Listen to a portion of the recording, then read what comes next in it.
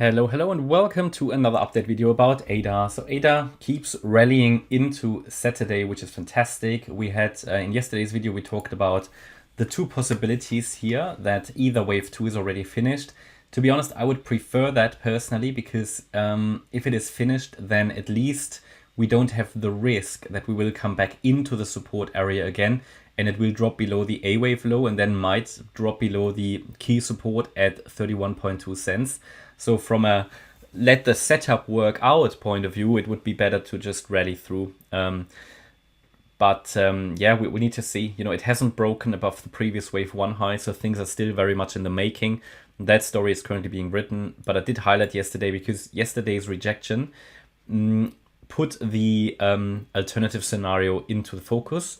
Yeah, we had here the alternative with the wave 2 question mark. So the idea is, has wave 2 already finished? That's the question.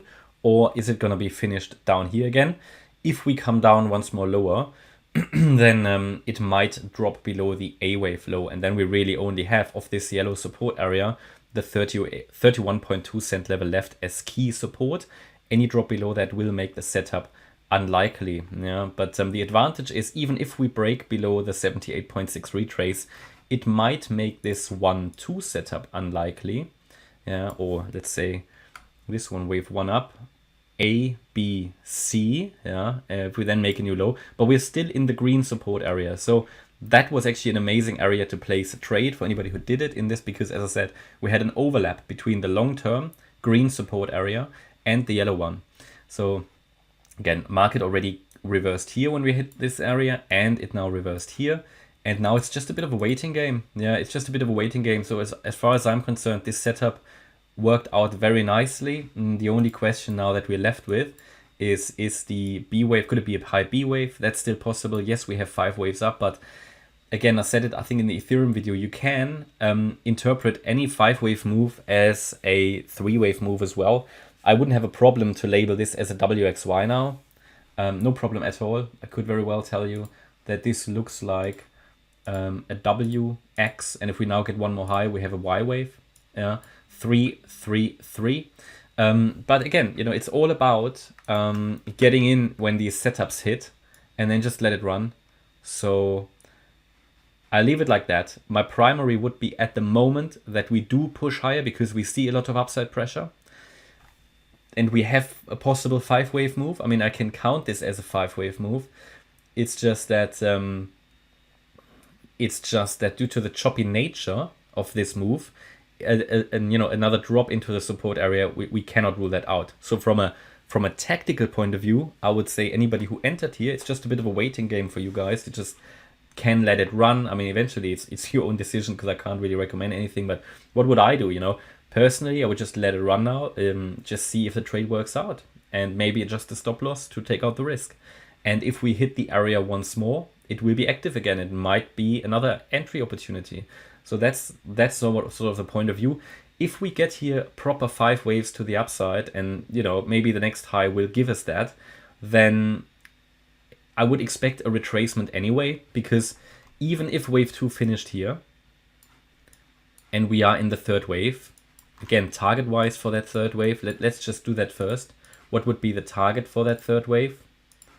We talk about the 1.618 extension, 43 cents roughly, yeah, as a minimum. If we get to that level up there, to get there, we need 5 waves. So if wave 2 finished down here, the wave 3 will consist of 5 waves. So we're looking at something like that. 1, 2, 3, 4, 5. And I'm talking about, if we are in the yellow count already, yeah, in the 3rd wave, then we should, after 5 waves, get some sort of a more substantial decline anyway. So what I could imagine, we push a little higher, finish this wave 1 in the bullish scenario. I mean, they're all bullish, yeah, at the moment. As long as 27.6 cents is holding, they are all bullish. That's why I would be extremely careful with shorting. So either we go into the yellow area again and rally then, or we rally straight away. If we push a little higher, then maybe come down in this wave 2 and retest the trend line from above. We already did a trend line, or not a trend line, but the support area retest here. But maybe we push a little higher and come back again in a wave 2. So that's sort of what I'm watching out for. That's sort of what we're looking for here. A 5-wave move in wave 3, taking us to 43, 44 cents.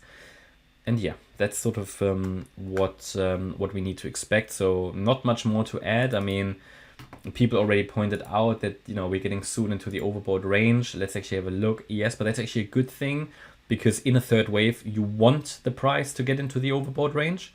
And the price can be embedded in that area quite a bit. So it can spend a bit of time in the overbought range. That's not a problem.